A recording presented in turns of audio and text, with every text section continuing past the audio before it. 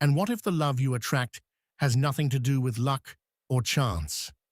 What if every person who enters your emotional life is there for a deeper reason than you imagine? Carl Jung didn't see love as a simple coincidence between two beings. For him, the love you attract, especially the love that confuses you, hurts you, or obsesses you, is a psychic mirror. Not just any mirror, but one that shows you the parts of yourself you don't want to see, that you've repressed, or still haven't integrated. That's how the shadow works. This key concept in Jungian psychology. Everything you don't acknowledge in yourself ends up projected onto others, and not just anyone, but precisely those who stir intense emotions, awaken your insecurities, trigger your need to control, or your impulse to run. Because love, the kind that shows up when you least expect it, often comes disguised as opportunity, but in truth, it's a message from your unconscious, a kind of uncomfortable teacher that doesn't speak with words, but with reactions, wounds, and repeated patterns. When someone comes into your life and seems to touch exactly where it hurts most, they're not destroying you. They're pointing at something that was already there, something you hadn't wanted to see. Jung said one does not become enlightened by imagining figures of light, but by making the darkness conscious. And in the realm of love, that darkness often shows up as dependency, fear of abandonment, the need for validation, or attraction to emotionally unavailable people. It's no accident that you fall for someone who doesn't choose you. It's no coincidence you keep ending up in relationships that leave you empty. There's a pattern there, and that pattern doesn't break with more love from the outside, but with deeper awareness within. Because love doesn't fix your wounds, it reveals them. Imagine that every person you've loved represents a part of you, not literally, but symbolically. The cold person who doesn't respond emotionally might reflect your own difficulty in embracing vulnerability. The controlling person might mirror your own need to control how you feel. Even the one who seemed perfect and then betrayed you might be showing you a part of yourself that idealizes, that gives too much to others, that hasn't yet learned how to hold itself without falling apart. You don't attract these people as punishment or karma. You attract them because they align energetically, emotionally, and psychically with unresolved parts of your story. Relationships aren't just emotional connections. They're stages where your unconscious speaks, and it speaks loudly. That's why when a relationship shakes you, don't first ask, "Why did they do this to me?" Ask instead, "Why did I allow this? What part of me was seeking this experience? What is this wound trying to tell me?" It's not easy to look inward. It's far more comfortable to blame the other person, to label them as narcissistic, avoidant, or selfish. But as long as you keep placing all responsibility outside, you'll keep repeating the same type of bond over and over. The face might change, the name might change, but the script will stay the same. Because the love you haven't healed, you'll keep reliving until you learn what it came to teach you. Jung understood that every relationship is also an initiation path. Not every person arrives to stay, but every person arrives to show you something. Some show you what you deserve. Others show you what you still tolerate. Some lift you. Others break you. But even in the pain, there is wisdom. Even in the chaos, there are messages from your soul. And that's what most people don't want to see. That behind every intense attraction, every romantic obsession, there's an echo from your personal history, crying out to be heard. Sometimes you cling to someone not because you truly love them, but because your wound recognizes them. Not because they are your destiny, but because they are a fragment of your shadow come to life. And instead of facing it, you romanticize it, justify it, idealize it. When someone activates your deepest fears, don't run right away. Observe, feel, listen. What is your body telling you? Does it tense up, contract, panic? Does it need constant reassurance from the other? None of that speaks about them. It speaks about you. And here lies the paradox. The more deeply you know yourself, the more the kind of love you attract begins to change. Not because magically better people appear, but because you no longer resonate with what you once called love, but was actually lack. You'll no longer mistake intensity for connection, control for commitment, anxiety for desire. You'll learn to see beyond appearances. And most importantly, you'll learn to say no where you once stayed silent out of fear of losing. But to get to that place, you have to walk through the dark forest of self-discovery. You have to find the courage to look back without victimhood, look inward without judgment, and look forward without illusion. Because true love, the one that isn't rooted in need or dependency, isn't found. It's built inside you. And only when you learn to love your broken parts will you stop searching for someone else to fix them. There's a quiet moment, almost imperceptible, when something inside you chooses. It chooses without you realizing it. It chooses who to look at with interest, who to open up to emotionally, who to let into your inner world. And no, it's not your conscious mind choosing. It's that older part of you, the one that's been storing memories, unresolved pain, inherited beliefs, and hidden expectations, long before you even knew what love was.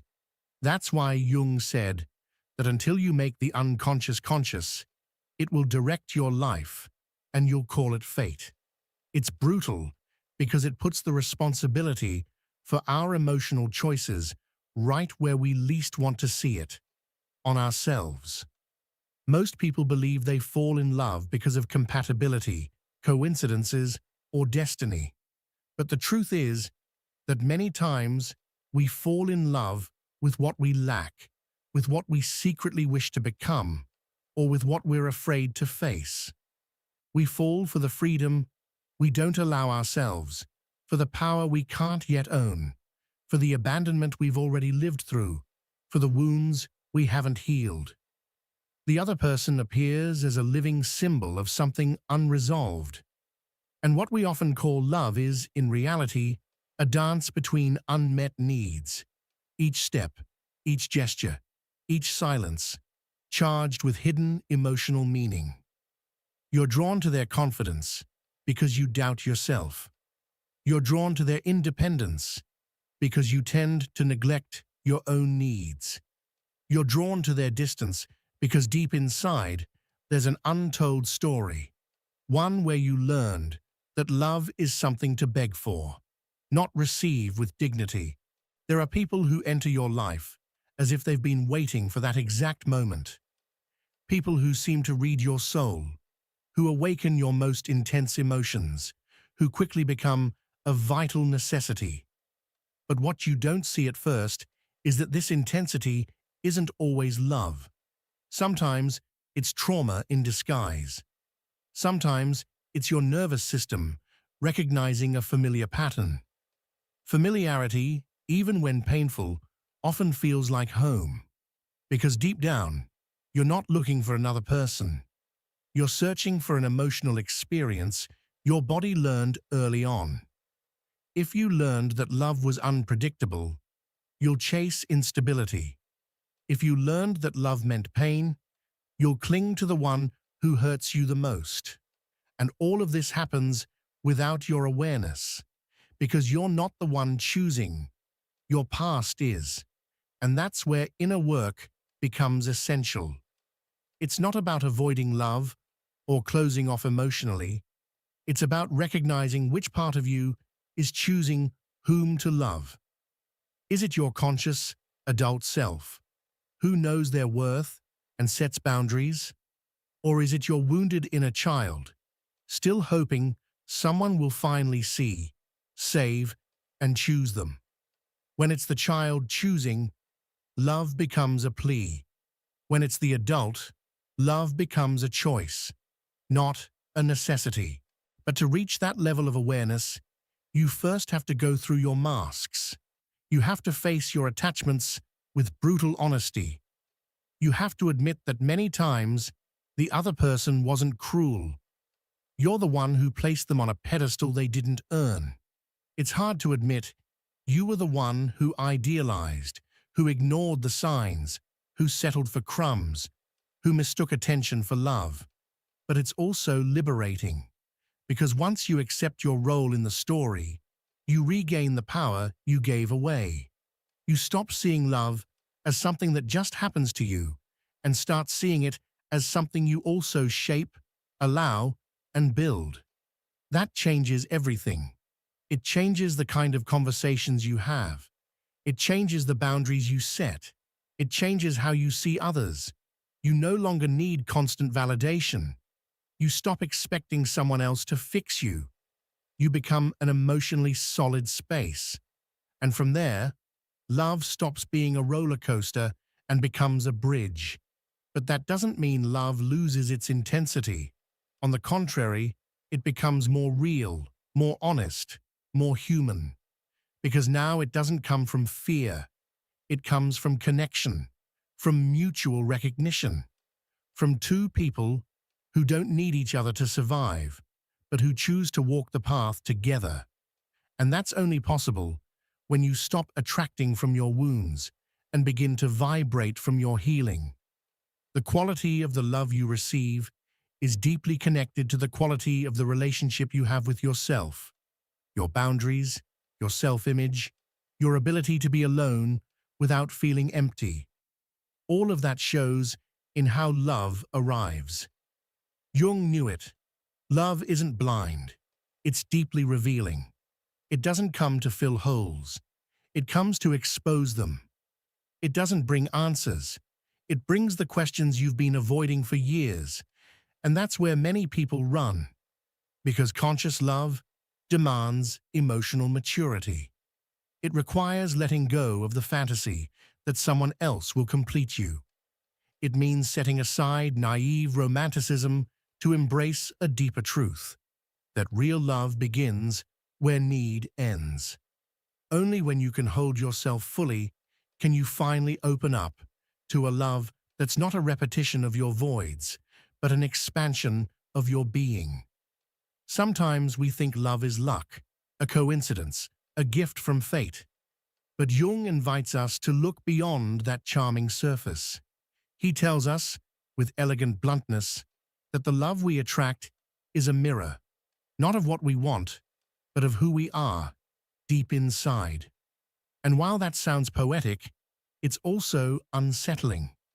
Because if the love you attract is dishonest, absent, abusive, or unstable, what does that say about you? Not in terms of blame, but in terms of awareness. No one chooses to be hurt, but many unconsciously choose someone who already knows how to do it, because it feels familiar, because, painful as it is to admit, it fits an internal narrative we've been repeating for years. When you start to observe the patterns in your relationships, certain echoes appear, repetitions, similar figures with different faces, situations that change scenery but lead to the same emotional place. And in that place, that invisible space between longing and pain, lives the true root of what we attract. You attract what you believe you deserve, even if you're not aware of that belief.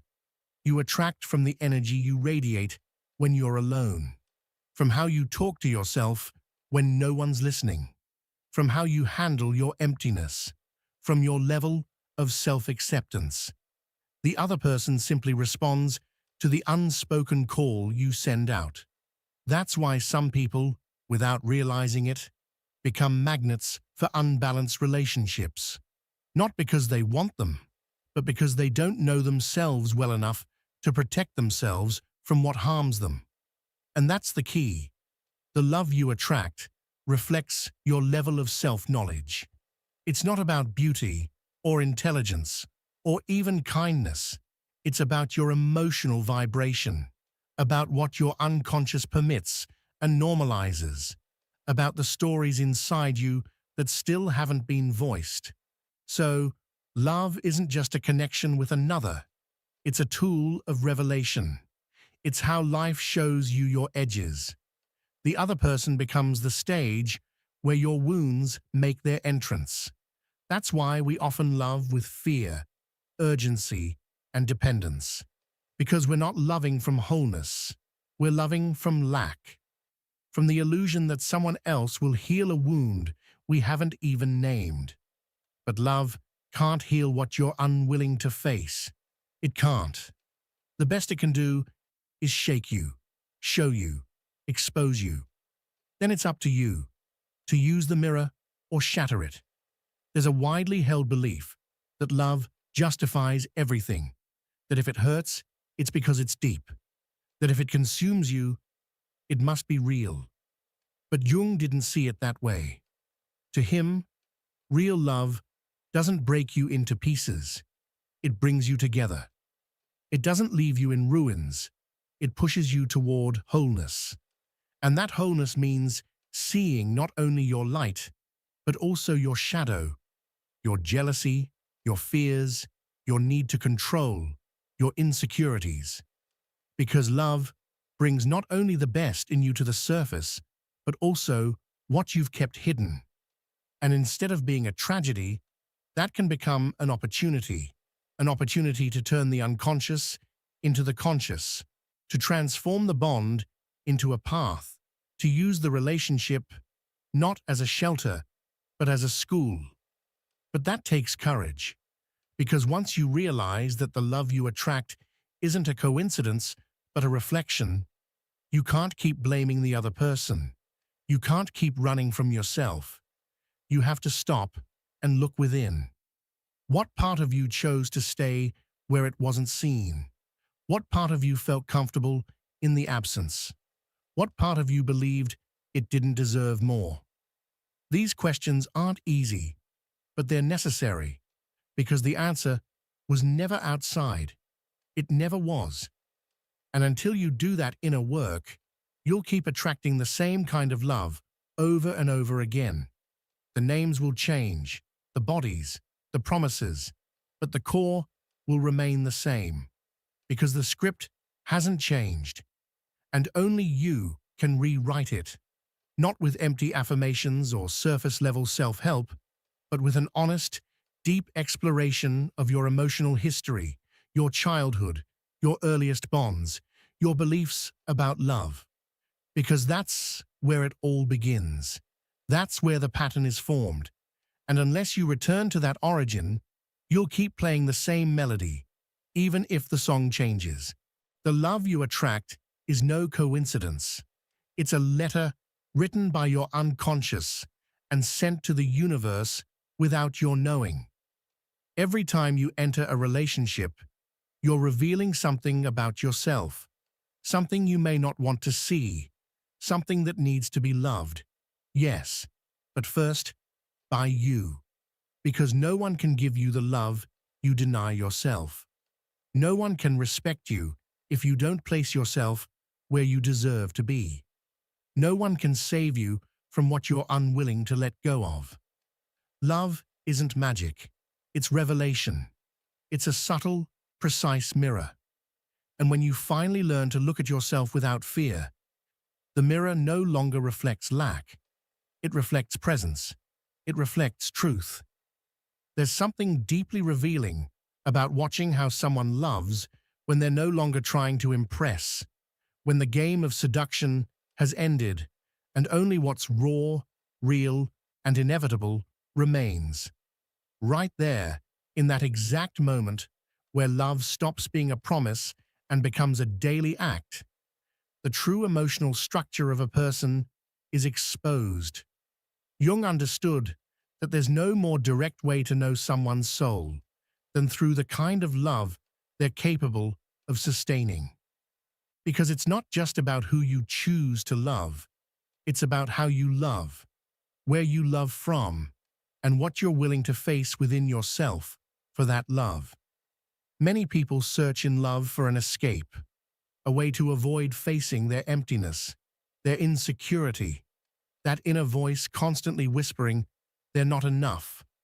So, they project onto the other person an idealized image, a savior meant to fill all their gaps. But that projection, as Jung warned, is not real love. It's an illusion, a shadow wearing the mask of desire. Because when you love someone, not for who they are, but for what they represent to you, you're not really loving, you're using.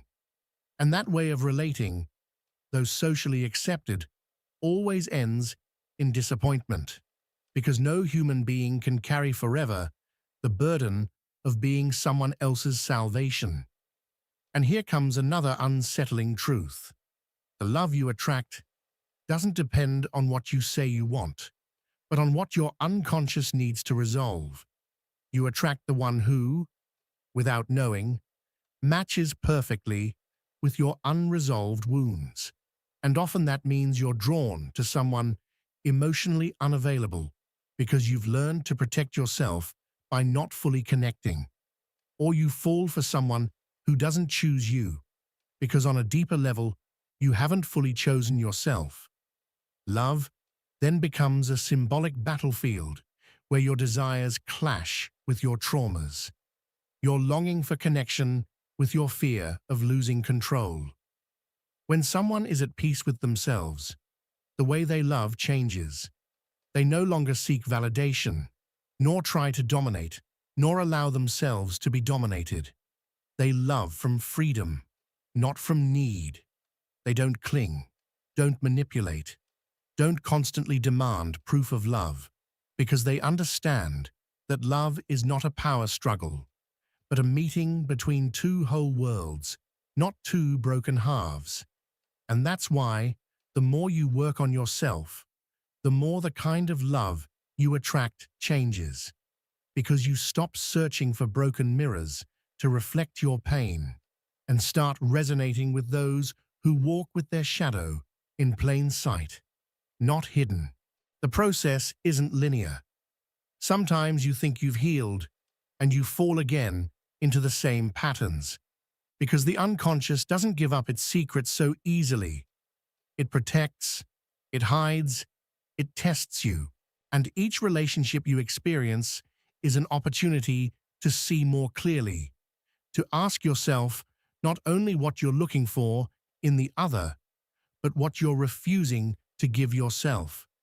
Because there is no bond more dangerous than the one built on the hope that someone else will come and fix your story. That hope, though sweet, is poisonous, because it turns love into a debt, and love born from debt always becomes an act of survival, not of fulfillment. Jung spoke of individuation as the path to becoming whole, a process where you reconcile with all parts of yourself, both the ones you're proud to show and those you hide, even from yourself. And love plays an essential role in that journey, not because it's the destination, but because it's the place where your unhealed parts surface. Love makes you vulnerable. It forces you to drop your defenses and let someone see your chaos. In that emotional nakedness, what remains unhealed begins to emerge. It's no coincidence that the people most afraid of love are often those most afraid of facing themselves, because deep down, even if they never say it, they know that loving someone for real means letting your soul be seen. Not your ego, not your persona, your soul. That's why, when you analyze the love you attract, you're engaging in a deep act of self-discovery. You're looking into the most honest mirror there is. And even though it might hurt, it can also set you free, because it reveals parts of you that you didn't even know were there. It confronts you with your limits, your contradictions, your hidden attachments. but it also gives you the chance to choose differently, to heal, to break the cycle. Because once you see the pattern, you can no longer pretend you don't. You hold the power, even if not always the courage, to choose another path. And that's when love stops being random and becomes a conscious act. You no longer love out of hunger, but from abundance. You no longer choose from emptiness, but from clarity. You no longer attract to fill a void, but to share your fullness. But to get there, you have to walk through the fire, through the discomfort of looking within, through the bravery of admitting that you too have hurt others, that you too have chosen poorly, that you too have accepted less than you deserved. Because the love you attract isn't just a story with another person, it's the silent language your soul uses to talk about you. It's easy to say, we deserve great love, a mature, conscious, deep love. We repeat it like a mantra. We wish for it in secret. We visualize it as if it'll appear by magic. But the question Jung would have us ask isn't what kind of love you want, but what kind of love you're capable of sustaining. Because attracting something is only part of the process. The real challenge is holding on to it, facing what it awakens in you, and not sabotaging it when it begins to stir parts of you you'd rather keep asleep. What many call true love is often just the reflection of a relationship where both people have done the inner work needed to avoid using each other as a substitute for their emptiness. Sometimes, the love you attract is intense, but not healthy. It consumes you, pulls you in, obsesses you. And even if you mistake it for passion or depth, it's still a form of suffering disguised as connection. Jung explained that these intense relationships often stem from a powerful projection of the anima or animus, internal figures that represent the unconscious feminine or masculine side of our psyche. When we meet someone who embodies these archetypes, we feel an overwhelming, almost magical attraction. But we're not really seeing the other person. We're seeing a part of ourselves projected outward. We fall in love with an image we've created, not with the real person. And when that image inevitably shatters, we're left devastated, not by the loss of the other, but by the collapse of the fantasy. That's why, so often, when someone leaves or a relationship ends, it feels like something essential has been ripped from us, not because that person truly belonged to us, but because we had assigned them an emotional role we thought was vital. What hurts isn't really their absence, but having to face what their presence was, covering up inside us: loneliness, fear, insecurity. Jung said it clearly. What you don't make conscious becomes your fate. And when it comes to love, the unconscious manifests as repeated patterns, relationships with different faces, but the same wounds, until you decide to look within. The love you attract, once you've begun to wake up, to heal, to ask deep questions, is very different. It's no longer built on promises or inflated expectations. You don't need someone to complete you because you've stopped believing you were broken. You no longer crave a savior because you've learned to rescue yourself. And in that new inner state, the energy you emit changes drastically, and with it, the kind of love that starts to gravitate toward you. It's a love that doesn't require masks or games, that doesn't depend on external validation or control. It's a love that simply allows itself to exist. But even that healthier, more balanced love can feel uncomfortable, because it doesn't run on the adrenaline of drama, but on peace. And for someone who's lived in chaos, peace can feel like emptiness. Stillness is confused with boredom. Maturity with lack of emotion. And many people end up sabotaging these relationships, not because they aren't real, but because they don't know how to receive something that doesn't activate their alarm system, that doesn't force them to be in constant emotional survival mode. Jung understood that what's familiar, even if painful, can feel safer than the unknown. That's why inner work isn't just about healing old wounds. It's also about learning how to receive love without fear. There's something deeply transformative in observing someone who's already gone through this process.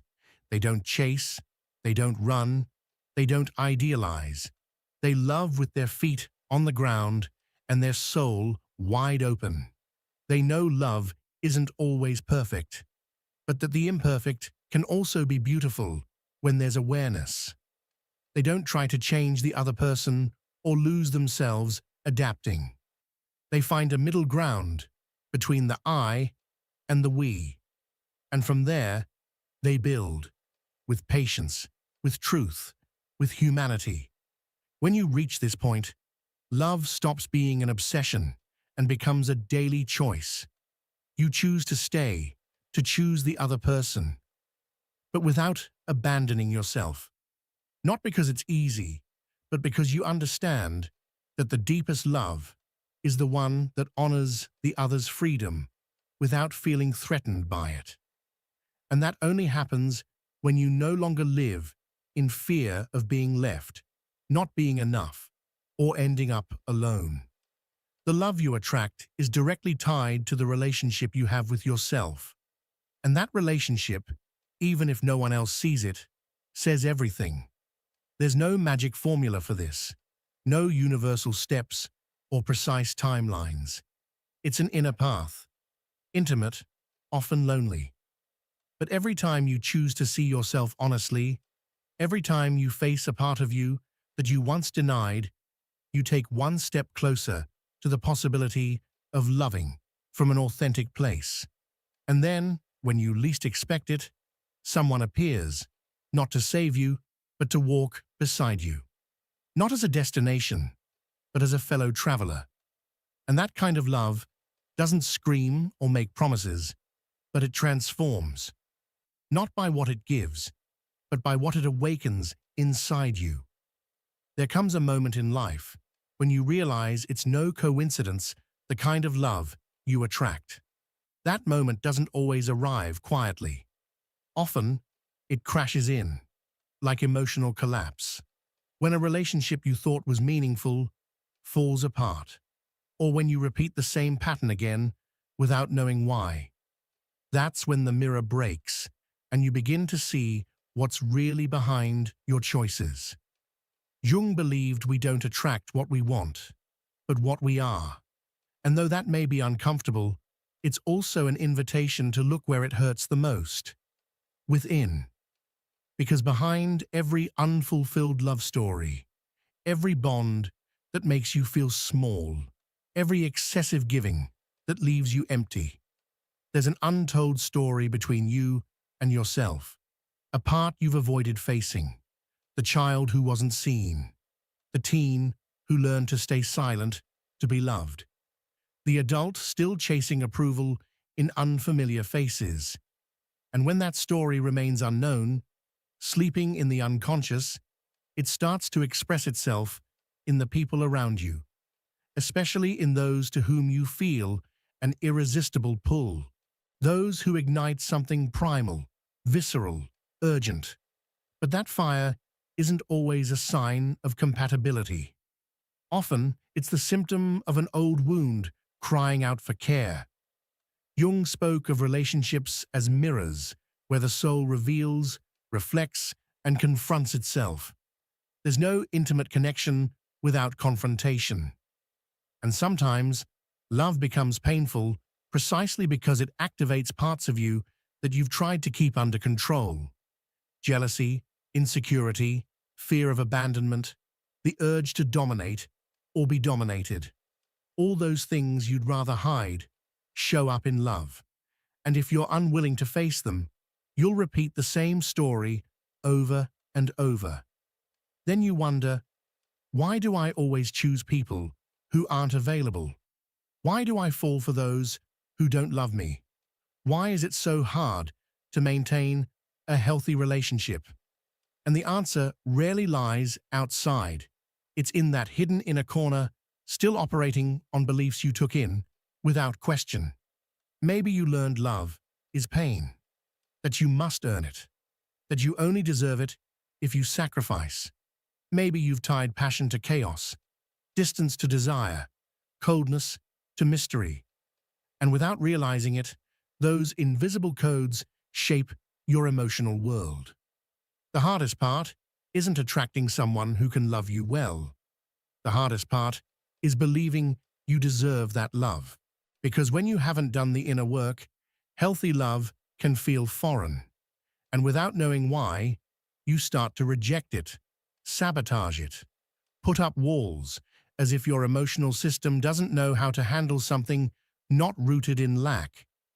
Jung said the soul needs conflict to grow, and it's in that tension between what's dying and what wants to be born that true transformation begins. But no one can walk that path for you. You can read, listen, reflect, but the moment will come when you have to sit with yourself in silence and ask, what am I really seeking in others? Love, or an escape from my pain? Connection, or validation for my ego? Companionship, or shelter from my loneliness? The answers won't come right away. They'll arrive in fragments, sometimes as memories, sometimes as tears you didn't know you were holding. But they will come, and when they do, you'll start to see things more clearly. You'll stop looking at love as a lifeline and start seeing it as expansion. You won't lose yourself in someone else's eyes, hoping they give you an identity, because you'll already know who you are. And from that place, everything changes. The way you choose, what you tolerate, what you give, what you allow. Yes, at first, you might feel lonelier, because as you heal, you stop fitting into dynamics that once felt familiar. But that loneliness isn't punishment. It's cleansing. It's space. It's preparation for something real. And when real love arrives, it won't be perfect. It won't rescue you from yourself. It won't fill all your emptiness. But it will invite you to walk with more awareness, to share from abundance, not need, to see the other as whole, not as a project to fix. You'll realize it's not just about who you attract, but how you show up in the relationship. Not from scarcity, but from presence. Not to fill a void, but to celebrate a meeting. At that level, love isn't drama or spectacle. It's depth. It's tenderness. It's courage. It's holding the other without letting go of yourself. And that only happens when you stop living on autopilot and begin choosing with a conscious soul. Because the love you attract will always be a mirror. The question is, are you ready to see what it reflects? When Jung said, one does not become enlightened by imagining figures of light, but by making the darkness conscious, he wasn't only referring to the personal healing journey, he was also speaking about the space where love is born and grows. Because true love doesn't bloom on the surface of the personality we present to the world, but in the depths, where the unspoken resides, where denial lives, where we hide what we're afraid to reveal. And it's in that space where your real self starts to emerge, shaped by the kind of love you attract. Maybe you love someone with a depth you still can't explain. Maybe you gave all you had, even parts of yourself you shouldn't have given. Maybe you forgave, justified, dreamed, and wore yourself out. And now, looking back, you can't quite grasp how you got there. But Jung helps us understand that every bond reflects the primary bond we have with ourselves. It's not about blame, it's about honest observation. What part of me thought that was love? Many of us carry a silent wound screaming, Love me the way I was never loved.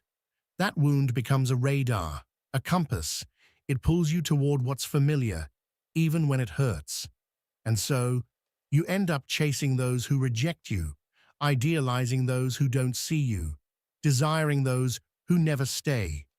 Because in that unconscious repetition lives a childlike hope that this time it will be different. But it won't, until you realize that the other person didn't come to complete you. They came to show you just how incomplete you are with yourself. That's the hidden beauty of love. Even when it seems to fail, it's doing something sacred. It's revealing you to yourself. It shows you your shadows, teaches you your limits, and exposes your patterns.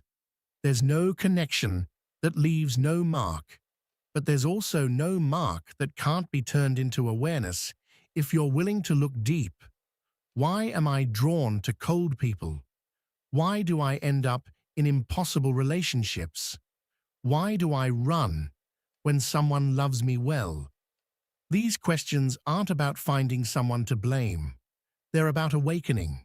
And once you wake up, you begin to understand that the love you deserve won't come to rescue you from your emptiness. It will find you when you've made peace with it. Because as long as you're running from your own loneliness, your silence, your truth, you'll keep attracting love that confirms what you already believe about yourself. That you're not enough, that you have to earn love, that you must wait, that you have to settle. But all of that is an illusion, built on wounded self-esteem. Real love doesn't exist in illusion. It lives in presence. Jung said that what you don't make conscious will appear in your life as fate. And in love, that fate plays out as a cycle. Attraction, euphoria, disappointment, emptiness, repeating endlessly until you stop. Until you stop searching outward for answers and begin looking inward. That's where it all begins. Because when you heal, your energy changes. And so does the kind of people you let into your life. You no longer attract from lack, but from emotional abundance. And that feels different. It shows. It lives in you differently. But there's no instant magic. It's a process. There are nights of doubt, uncomfortable solitude, setbacks, nostalgia for what once was. And all of that is part of the journey too. Because you can't truly love if you haven't faced your own abyss. You can't hold someone else if you haven't learned how to hold yourself. You can't say, I choose you from freedom, unless you've chosen yourself first. With your light and your shadow, with your wounds and your strength. And when that day comes, you no longer need love to be perfect. You need it to be real, to have truth, to have reciprocity, to have space, to be without masks or games. And for that to be possible, you must have first let go of the masks you wore to be loved. Because love isn't a stage where you perform a role. It's a temple where you meet another human being willing to see you and be seen. The most revealing thing about love isn't what the other does or doesn't do. It's what it awakens in you, what it triggers, what makes you uncomfortable, what transforms you. That's why love is a doorway into the deepest parts of your psyche. And if you walk through it with your eyes open, you'll discover that every relationship was a message, a teacher, a mirror. Some showed you your darkness, others your light, but all brought you closer to yourself. And that may be the highest purpose of love, because in the end, it's not about how many times your heart was broken. It's about how many times you returned to yourself. How many times you chose not to shut down. How many times you decided to keep loving without losing yourself. And that's only possible when you understand that the love you attract isn't random. It's an echo of your internal state. It's the consequence of your beliefs, your wounds, your emotional history. and also of your level of awareness. The love you attract reveals who you are, but it can also reveal who you're willing to become. Because every relationship, no matter how painful, has the potential to push you toward a more authentic, more free, more awake version of yourself. And when you choose that path, something within you changes forever. Love is one of the most mysterious forces of human existence. You don't choose who to love with logic, and you don't measure love with reason. It's a current that flows from a more ancient, more primal, more intimate place. Carl Jung understood that this force not only connects two people, it also exposes the most hidden parts of the soul. There's no deep bond without transformation. And every time you surrender to love, you're opening a door to something far greater than yourself. Some people enter your life with a disarming sweetness, but also with surgical precision, touching exactly your deepest insecurities. It's not coincidence, it's synchronicity. It's the symbolic language of the unconscious, showing you that there's still work to be done. Maybe you've wondered why you always end up with emotionally unavailable people, or why it scares you when someone loves you unconditionally. And while it might seem unfair, the answer isn't in the other person. It's in what still lives inside of you. Jung spoke of the anima and animus as the inner representations of the feminine and masculine soul within each individual. These figures, shaped by experience and culture, deeply influence the type of partner you're drawn to. It's not just about taste or compatibility, it's about unconscious projection. You see in the other what you feel is missing in you. You idealize, you dream, you build an image, and then suffer when that image falls apart. Because it was never real. It was a part of you asking to be seen. And it's in that recognition that the real journey begins. Love stops being a battlefield or an urgent need and becomes a practice of self-awareness. You begin to ask, why do I seek validation outside of myself? Why do I confuse intensity with love? Why am I afraid to be seen as I am? And in every answer, there's a seed of liberation. Not because the pain disappears, but because it stops controlling you. Because you no longer need someone else to fill your emptiness. You recognize it, you embrace it, and you stop fearing it. But this awakening isn't easy. Sometimes you need to hit rock bottom in a relationship to finally see clearly. Sometimes you need to feel abandonment, betrayal, or indifference to realize that you've been abandoning yourself your entire life. And even though it hurts, it can also be the breaking point that changes everything. Because the love you deserve doesn't ask you to sacrifice yourself, to hide, or to break in order to fit in. The love you deserve begins the moment you stop begging for what you should have received from the start. Respect, presence, truth. Jung insisted that the scariest thing isn't facing someone else, it's facing yourself. And that's exactly what real love does. It puts you in front of a mirror. It forces you to see your contradictions, your open wounds, your fears disguised as pride. But it also shows you your infinite capacity to rebuild. Because if you are capable of loving from a place of pain, imagine what you could do from a place of awareness. Then you start looking back and you understand that every person who crossed your path left something meaningful, a lesson, a reflection, a challenge. Some taught you boundaries, others tenderness. Some woke you up, others broke you so you could be reborn. And that too is love, even if it doesn't seem like it, because it pushed you to know yourself, to care for yourself, to listen to yourself. It brought you back to you. And when you return to yourself, love takes on a new shape. You no longer need to convince anyone to stay. You no longer tolerate crumbs. You're no longer attracted to drama, because something inside you has matured. You've reached your emotional depth. And from there, you can build something solid, not perfect, but real, with presence, with honesty, with the strength to say, this is who I am, and this is what I'm not. And that radically transforms what you attract. Because when you choose yourself, the world starts reflecting that choice. You no longer crave intensity that burns. You seek connection that lifts. You stop idealizing. You observe. You stop chasing. You align. And love becomes a sacred space, not of perfection, but of truth.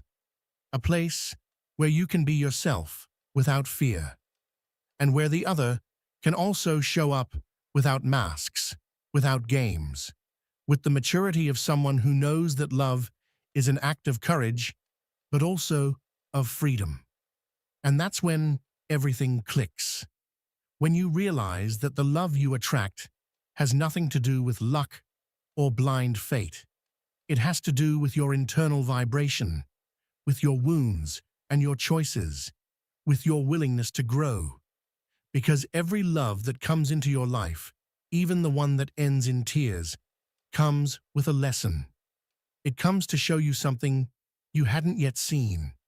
And that is the real magic. Not the fairy tale kind, but the magic of a soul that awakens. When you understand this, you stop blaming. You stop repeating. You stop losing yourself in loves that can't hold you. And you begin to walk with a new awareness, more whole, more awake, more dignified. Because you now know that real love is not a frantic search. It's a natural consequence of your inner journey. And in that journey, every step matters, even the ones you took in the dark. We've reached the end of this journey, but not the end of the search. Because if Carl Jung's psychology has taught us anything, it's that life isn't defined by the answers we get, but by the courage to ask the right questions. And when it comes to love, those questions can shake us to our core. What kind of love am I attracting? What does it reveal about me? Am I really choosing from my essence or from my wounds? These questions are uncomfortable, yes, but also freeing. Throughout this video, we've explored the quietest corners of the soul, those places where our insecurities hide, where unspoken desires linger, where we project our inner world.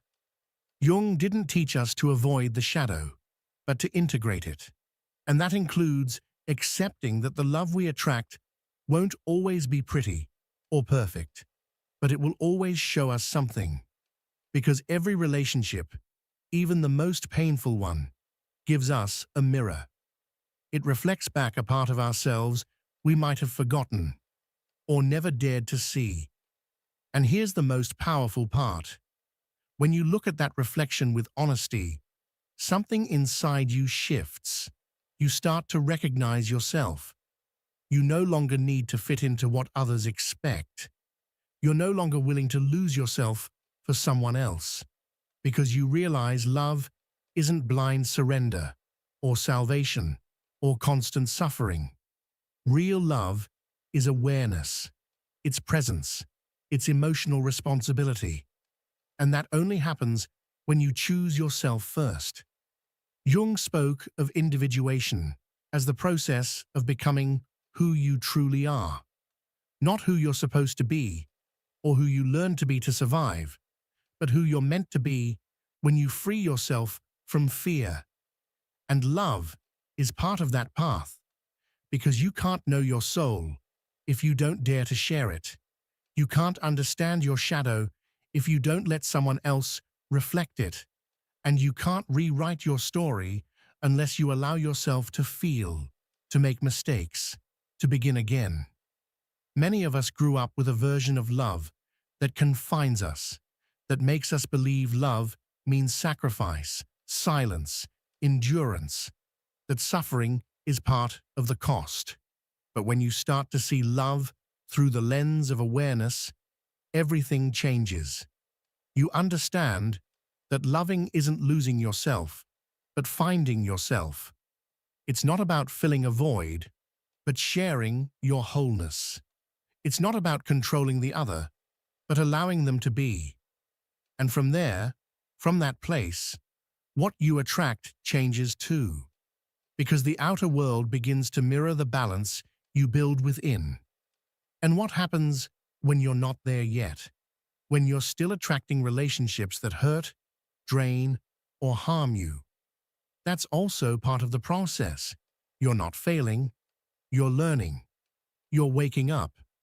Because every experience serves a purpose, to push you closer to yourself, to show you what you haven't healed yet, to reveal where you're still hoping someone else gives you what only you can give yourself. And even if it feels repetitive or painful, it's deeply transformative. Sometimes, to understand the love you deserve, you have to live through the one you didn't. That doesn't make you weak. It makes you human. Because no one is born knowing how to love consciously. No one grows up without wounds. No one is immune to confusing attachment with love, need with devotion, silence with peace. But when you choose to look with honesty, when you stop blaming the other and take responsibility for yourself, something shifts. And that shift is what sets you free. This video isn't a magic formula. It won't give you all the answers. But if there's one thing to remember, let it be this: the love you attract is an invitation to look within, not as punishment, but as opportunity. Because the love you most long for, to be seen, to be valued, to be loved, starts the moment you choose to give that to yourself first. And then, from that place of wholeness, you begin to attract different relationships, healthier, more conscious, more real. It's a journey with no finish line. There will always be more layers to uncover, more emotions to integrate, more versions of yourself to embrace. But every step you take toward yourself is a step toward a truer kind of love. Not perfect, not like in the movies, but one where you can breathe in peace, where you can be yourself without fear, without masks, without needing to prove anything. A love that doesn't demand, but supports you. A love that doesn't break you, but builds you. And if you ever wonder whether you'll get there, remember this: you already are. By looking inward, by asking the hard questions, by seeking deep answers, you are already walking the path. And you are not alone. Millions of souls are on the same journey, stumbling, awakening, starting again. And that too is love. To see ourselves in one another, even when we don't fully understand, even when it hurts. So thank you for staying until the end. Thank you for allowing yourself to feel, to reflect, to connect. If this video spoke to your heart, if something in you resonated with these words, I invite you to subscribe to the channel and turn on notifications so we can continue diving deeper into these topics together. And if you think this could help someone else, don't hesitate to like and share it, because we never know who we might reach with just one word. See you in the next video. Until then.